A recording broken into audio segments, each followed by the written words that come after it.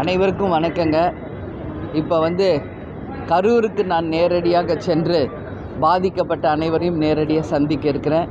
தமிழக அரசியல் வரலாற்றில் இது மாதிரி ஒரு துயரமான சம்பவம், இவ்வளோ உயிர்கள் பலியான சம்பவம் இதுதான் முதல் முறை.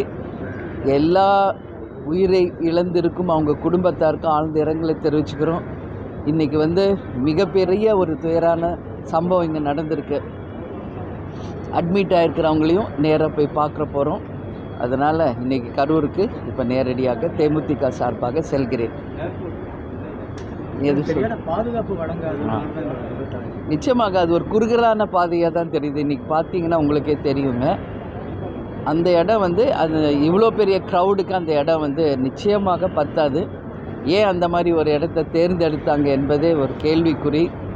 அது மட்டும் கிடையாதுங்க, அவ்வளோ பெரிய மக்கள் வெள்ளத்தில் போலீஸ் பாதுகாப்பு என்பது மிக மிக குறைவாக இருந்தது. கரூர் ஃபுல்லாக கரண்ட் ஷட் டவுன் பண்ணியிருந்தாங்க. ஆம்புலன்ஸ் அவ்வளோ கூட்டத்துக்கு நடுவில் ஆம்புலன்ஸ் வந்த பிறகு தான் இவ்வளோ பிரச்சனையும் ஆச்சு.